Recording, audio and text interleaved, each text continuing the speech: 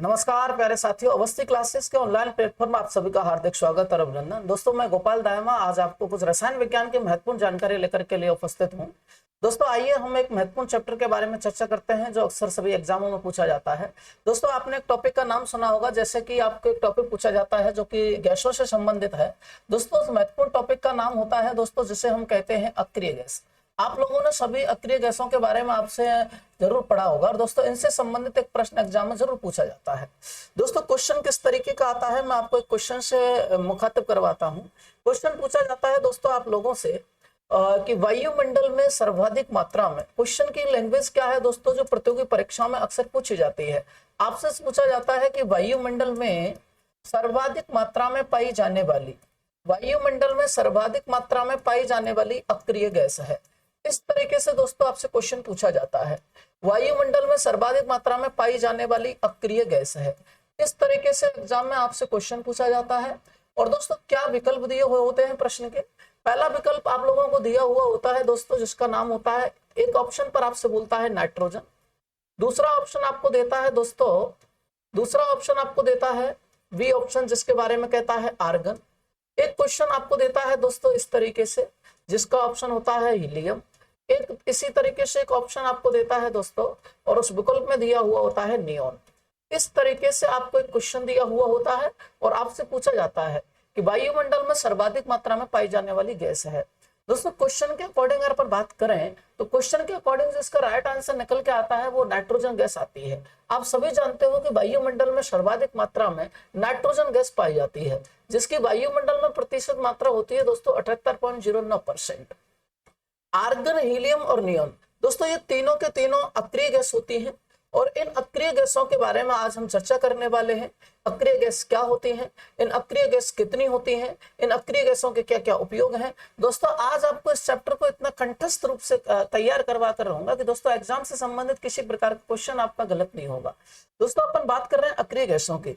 देखिए दोस्तों, अगर अपन अक्रिय गैसों से संबंधित बातचीत करते हैं तो आप दोस्तों अगला जो क्वेश्चन आपके पास में आता है, जैसा कि दोस्तों मैं आपसे समझा पा रहा हूं, ये आप लोगों के पास में है चैप्टर जिसका नाम है अक्रिय गैस। सबसे पहली बात आप लोगों को सीखनी है कि इन अक्रिय गैसों का जो नेक्स्ट नाम होता है, इन्हीं अक्रिय गैसों को जाना जाता है दोस्तों निष्क्रिय गैस। अक्रिय गैसों का ही एक दूसरा नाम होता है जिन्हें हम निष्क्रिय गैस कहते हैं, और इन्हीं का ही दोस्तों अगला नाम होता है जिन्हें हम आदर्श गैस कहते हैं, और इन्हीं गैसों का दोस्तों एक अगला नेक्स्ट नाम होता है जिन्हें हम शून्य गैस कहते हैं, और इन्हीं गैसों का दोस्तों एक अगला नाम होता है जिसे हम नोबेल गैस कहते हैं।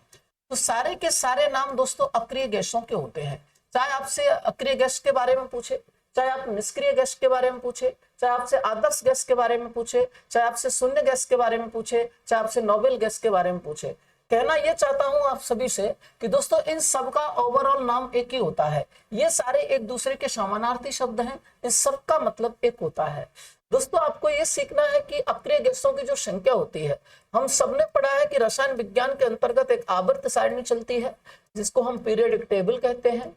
दोस्तों, इस आवर्त सारणी के अंतर्गत हम अच्छी तरीके से जानते हैं कि कुल टोटल 118 तत्व होते हैं। वर्तमान में जो आवर्त सारणी हम प्रयोग में लेते हैं दोस्तों, उसमें 118 एलिमेंट प्रेजेंट हैं, और इन 118 एलिमेंट्स के अंतर्गत दोस्तों 6 तत्व ऐसे हैं जिन्हें हम अक्रिय गैसों के नाम से जानते हैं।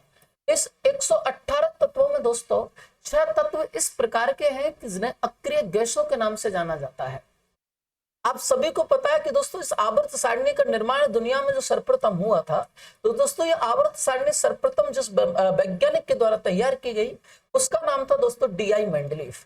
डी.आई. मेंडलीफ के द्वारा रसायन विज्ञान के क्षेत्र में एक आवर्त सारणी तैयार की गई और उसमें दोस्तों तत्वों को व्यवस्थित किया गया। तो मेंडलीफ के द्वारा जिस आवर्त सारणी का निर्माण दोस्तों सर्वप्रथम किया गया, तो सर्वप्रथम इस आवर्त सारणी का निर्माण करने वाला जो वैज्ञानिक था वो था दोस्तों आपके पास में डी.आई. मेंडलीफ। डी.आई. मेंडलीफ ने सन 1869 में तत्वों को एक व्यवस्थित श्रृंखला में व्यवस्थित किया, और तत्वों की वो व्यवस्थित श्रृंखला दोस्तों आप लोगों के सामने आवर्त सारणी नाम से जानने लगे।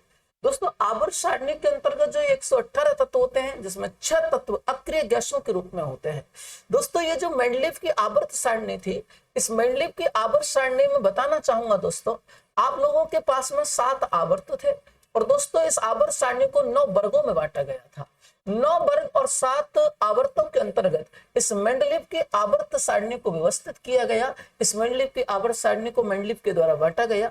दोस्तों इस मेंडलीव की आवर्त सारणी में आपको कहना चाहता हूं कि ओवरऑल 63 तत्व विद्यमान थे। मेंडलीव ने अपनी आवर्त सारणी में जिन तत्वों को व्यवस्थित किया उनकी संख्या थी दोस्तों 63। मतलब आपसे क्वेश्चन इस तरीके से पूछा जा सकता है कि मेंडलीव की आवर्त सारणी में कितने तत्व विद्यमान थे। तो दोस्तों उन तत्वों की संख्या थी 63, जिन्हें 7 आवर्त और 9 वर्गों में विभाजित किया गया। आप सबने दोस्तों इस तरीके की आवर्त सारणी रसायन विज्ञान के अंतर्गत देखी है। जैसा कि ये चित्र के अंतर्गत आप देख पा रहे हैं, इस तरीके से एक आवर्त सारणी का निर्माण आप सभी ने केमिस्ट्री के अंतर्गत देखा होगा, जिसमें दोस्तों ये जो आप लोगों के पास में आड़ी पंक्तियां होती हैं, इस तरीके से ये आड़ी पंक्तियां दोस्तों आप लोगों के पास में आवर्त कहलाती हैं। और दोस्तों ये जो खड़ी पंक्तियां होती हैं इनको हम वर्ग कहते हैं। दोस्तों 36 पंक्ति जिन्हें हम आड़ी पंक्तियों के नाम से जानते हैं, तो ये जो 36 पंक्तियां होती हैं, ये 36 पंक्तियां आप लोगों के पास में आवर्त कहलाती हैं, जिनकी संख्या 7 है। 36 पंक्तियों को हम आवर्त कहते हैं। और दोस्तों ये जो ऊर्ध्वाधर पंक्तियां होती हैं, यानी कि जो खड़ी पंक्तियां होती हैं, इन ऊर्ध्वाधर पंक्तियों को प्यारे दोस्तों हम वर्ग कहते हैं। तो मेंडलीव की आवर्त सारणी में दोस्तों 7 आवर्त और 9 वर्ग उपस्थित थे, जिनमें 36 पंक्तियों को आवर्त बोला जाता है और खड़ी पंक्तियों को वर्ग बोला जाता है। मैं फिर आपसे बताना चाहता हूं कि वर्गों की संख्या 9 थी, आवर्तों की संख्या 7 थी, तत्वों की संख्या 63 थी। ये सबसे पहले बनाई गई एक आवर्त सारणी थी, जिसका निर्माण सन 1869 में प्रसिद्ध वैज्ञानिक डिमित्री इवानोविच मेंडलीव के द्वारा किया गया। दोस्तों इस आवर्त सारणी में आधुनिक रूप से नए तत्वों को जोड़ा गया, और जब नए तत्वों को इस आवर्त सारणी के अंतर्गत जोड़ा गया तो दोस्तों उस आवर्त सारणी का नाम बदल करके जो नाम रखा गया वह आवर्त सारणी तो दोस्तों आधुनिक आवर्त सारणी। आज दोस्तों हम जिस आवर्त सारणी का प्रयोग करते हैं, यानी वर्तमान में जो प्रयोग में ली जाने वाली आवर्त सारणी है, उसका नाम है आधुनिक आवर्त सारणी, मॉडर्न पीरियडिक टेबल। दोस्तों ये जो आधुनिक आवर्त सारणी थी, ये आधुनिक आवर्त सारणी का निर्माण जिस वैज्ञानिक ने किया है उसका नाम है आप लोगों के पास में हेनरी मोजले। तो हेनरी मोजले नामक वैज्ञानिक के द्वारा आधुनिक आवर्त सारणी तैयार की गई। और हेनरी मोजले ने ये आधुनिक आवर्त सारणी जब तैयार की तो ये बात है सन दोस्तों 1913 की। सन 1913 में हेनरी मोजले नामक एक वैज्ञानिक आए, और हेनरी मोजले नामक वैज्ञानिक ने उस मेंडलीव के आवर्त सारणी के अंतर्गत कुछ और तत्वों को व्यवस्थित किया और एक नई आवर्त सारणी का नाम दिया, जैसे आधुनिक आवर्त सारणी मॉडर्न पीरियडिक टेबल नाम दिया गया। ये मॉडर्न पीरियडिक टेबल जो नाम दिया गया दोस्तों, ये हेनरी मोजले के द्वारा दिया गया। 1913 में ये नाम दिया गया था, जिसमें दोस्तों कुल मिलाकर जो तत्वों को व्यवस्थित किया गया इस आधुनिक आवर्त सारणी में दोस्तों लगभग 118 तत्वों को व्यवस्थित किया गया। तो आपसे 2 प्रकार के प्रश्न एग्जाम में पूछे जाते हैं। एक क्वेश्चन पूछा जाता है कि मेंडलीव की आवर्त सारणी में कितने तत्व थे, तो उस तत्वों की संख्या थी दोस्तों 63। दूसरा क्वेश्चन आपसे पूछा जाता है कि आधुनिक आवर्त सारणी में तत्वों की संख्या कितनी थी, तो वो संख्या थी दोस्तों 118। दोस्तों मेंडलीव की आवर्त सारणी और आधुनिक आवर्त सारणी में मूलभूत अंतर यह था कि मेंडलीव की जो आवर्त सारणी थी उसमें आवर्तों की संख्या दोस्तों 7 थी और वर्गों की संख्या 9 थी, जबकि आधुनिक आवर्त सारणी में दोस्तों जो आवर्तों की संख्या है वो आवर्तों की संख्या है दोस्तों 7, लेकिन जो वर्गों की संख्या थी वो वर्गों की संख्या थी दोस्तों 18। आधुनिक आवर्त सारणी में दोस्तों 7 आवर्त हैं, और अगर अपन वर्गों की बात करें तो दोस्तों आधुनिक आवर्त सारणी में वर्गों की संख्या है 18। मेंडलीव ने 63 तत्वों को केवल 9 वर्गों में विभाजित किया, जबकि हेनरी मोजले के द्वारा 118 तत्वों को 18 वर्गों में व्यवस्थित किया गया। दोस्तों ये 18वां जो लास्ट वाला अंतिम जो वर्ग था, इस 18वें वर्ग के अंतर्गत जिन तत्वों को रखा गया है बस दोस्त उन्हीं तत्वों को हम अक्रिय गैस के नाम से जानते हैं। तो मूल बात यह है, इस पूरे तामझाम का दोस्तों लेना देना यह है कि मैं आपको यह समझाना चाहता था कि कौन से वर्ग के तत्वों को हम अक्रिय गैसों के नाम से जानते हैं। तो दोस्तों आधुनिक आवर्त सारणी के अंतर्गत 18वें वर्ग के तत्वों को अक्रिय गैस कहा जाता है, जिसमें दोस्तों 6 तत्व विद्यमान है। पहले तत्व का नाम मैं आपको समझाऊं, जिसमें पहला एक तत्व रखा गया है दोस्तों, उसका नाम है हीलियम। अगला एक तत्व व्यवस्थित किया गया है दोस्तों, उसका नाम है नियोन। अगला एक तत्व उस आवर्त सारणी के क्रमानुसार रखा गया है दोस्तों, उसका नाम है आर्गन। एक अगला तत्व जो आवर्त सारणी के अंतर्गत रखा गया है दोस्तों अक्रिय गैसों के रूप में, उसका नाम है क्रिप्टॉन। एक अगला तत्व जो दोस्तों आवर्त सारणी के रूप में रखा गया है उसका नाम है जेनॉन। और एक अगला तत्व जो अक्रिय गैसों के रूप में आता है दोस्तों, उसका नाम है रेडॉन। तो दोस्तों अक्रिय गैसों की जो ओवरऑल संख्या होती है वो ओवरऑल संख्या होती है दोस्तों 6।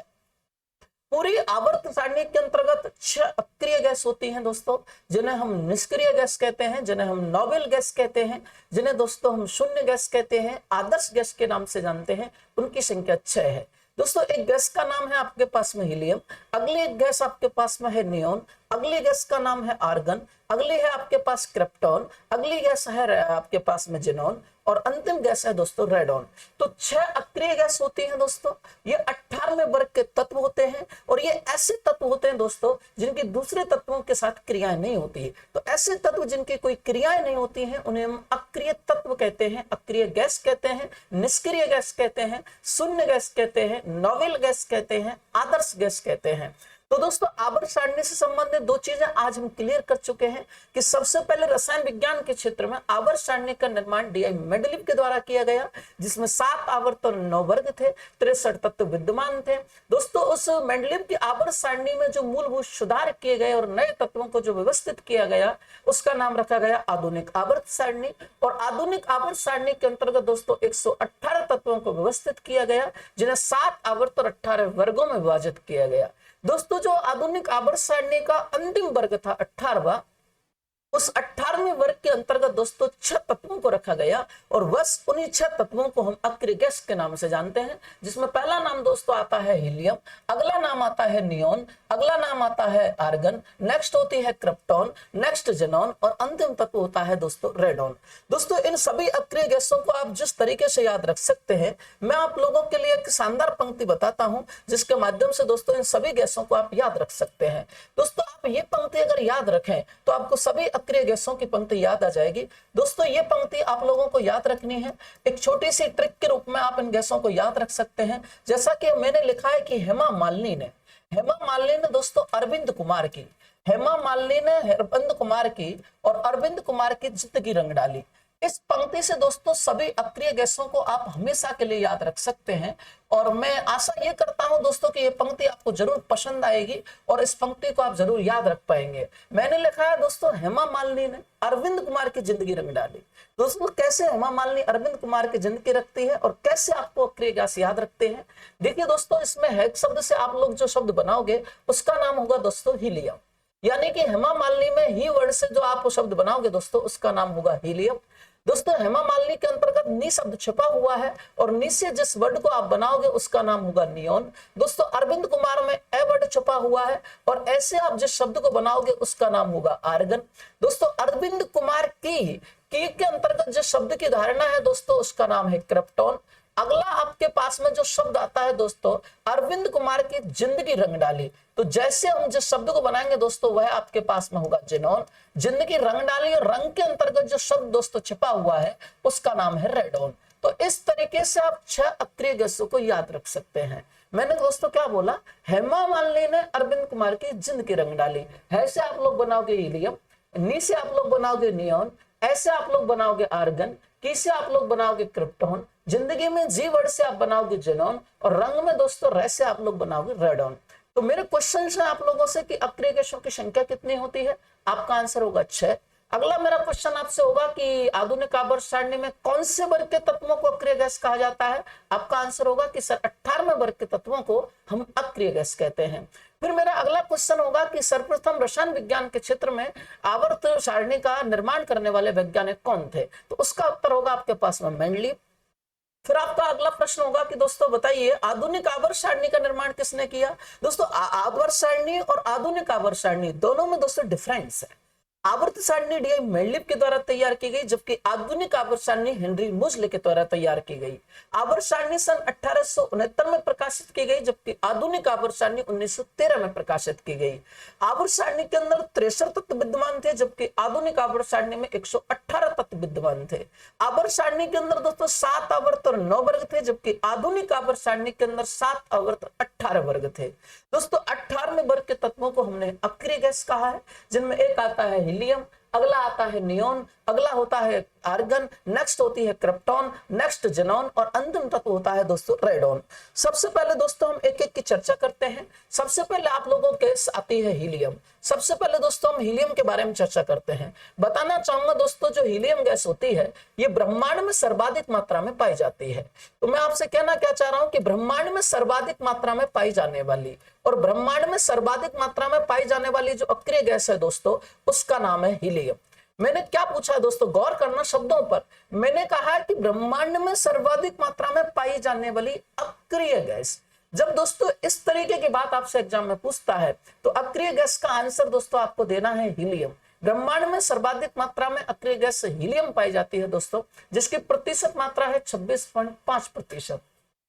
अगली बात करते हैं दोस्तों, जो हीलियम गैस होती है ये सबसे हल्की गैस होती है। आपसे पूछा जाता है कि सबसे हल्की अक्रिय गैस होती है, तो इसका आंसर रहेगा दोस्तों आप लोगों के पास में हीलियम। सबसे हल्की अक्रिय गैस हीलियम होती है, जो कि ब्रह्मांड में 26.5% मात्रा में सूर्य के पास विद्यमान है। फिर आपसे क्वेश्चन पूछा जाता है कि बताइए कृत्रिम श्वसन के रूप में किस गैस का प्रयोग करते हैं। तो दोस्तों कृत्रिम श्वसन के रूप में जिस गैस का हम प्रयोग करते हैं वह एक तो होती है आप लोगों के पास में ऑक्सीजन, ऑक्सीजन के साथ में होती है दोस्तों हीलियम। तो कृत्रिम श्वसन के रूप में हम हीलियम गैस का प्रयोग करते हैं। अब दोस्तों बात यह आती है कि कृत्रिम श्वसन कौन करते हैं। दोस्तों आप सभी को पता है, जैसा कि मैं कहना चाह रहा हूं, समुद्री गोताखोर। तो दोस्तों समुद्रों में जो गोताखोर होते हैं उन समुद्रों के अंतर्गत दोस्तों पानी की कमी होती है, और जहां दोस्तों पानी की कमी, माफ करना दोस्तों, समुद्रों के अंतर्गत ऑक्सीजन की कमी होती है, और ऑक्सीजन की कमी होने के कारण वहां लोगों का जी घुटने लगता है, लोगों की सांस फूलने लगती है। उस स्थिति में वो गोताखोर कृत्रिम श्वसन का प्रयोग करते हैं, और कृत्रिम श्वसन में दोस्तों ऑक्सीजन के अलावा हीलियम गैस प्रयोग में लेते हैं। इसके अलावा दोस्तों ब्रह्मांड में जाने वाले अंतरिक्ष यात्री, यानी कि जो अंतरिक्ष यात्री होते हैं, जो अंतरिक्ष की यात्रा करते हैं, वो अंतरिक्ष यात्री दोस्तों कृत्रिम श्वसन के रूप में ऑक्सीजन के अलावा हीलियम गैस का प्रयोग करते हैं, यानी कि कृत्रिम श्वसन करते हैं। अब एक क्वेश्चन मेरा आपसे है दोस्तों, आपसे पूछा जाता है कभी बड़ी एग्जाम के अंतर्गत कि विश्व से अंतरिक्ष में जाने वाला प्रथम अंतरिक्ष यात्री था। तो दोस्तों विश्व से जाने वाला प्रथम अंतरिक्ष यात्री यूरी गागरिन था, जो कि सन 1961 के अंतर्गत रूस से अंतरिक्ष में पहली बार गया था। अगला क्वेश्चन आपसे पूछा जाता है दोस्तों कि भारत से अंतरिक्ष में जाने वाला पहला अंतरिक्ष यात्री था। तो भारत से जाने वाला प्रथम अंतरिक्ष यात्री दोस्तों राकेश शर्मा था, जो कि पटियाला पंजाब के रहने वाले थे। फिर आपसे क्वेश्चन पूछा जाता है दोस्तों कि अंतरिक्ष में जाने वाली प्रथम भारतीय महिला का नाम बताइए। तो दोस्तों अंतरिक्ष में जाने वाले प्रथम भारतीय महिला कल्पना चावला है, जो कि मूलतः करनाल हरियाणा की रहने वाली थी, और जिन्होंने अंतरिक्ष यात्रा की थी भारत से। तो भारत से जाने वाली प्रथम महिला है दोस्तों जिनका नाम है कल्पना चावला, और प्रथम पुरुष या प्रथम व्यक्ति रहे थे दोस्तों जिसका नाम है राकेश शर्मा। ये भारत से जाने वाले प्रथम अंतरिक्ष यात्री थे।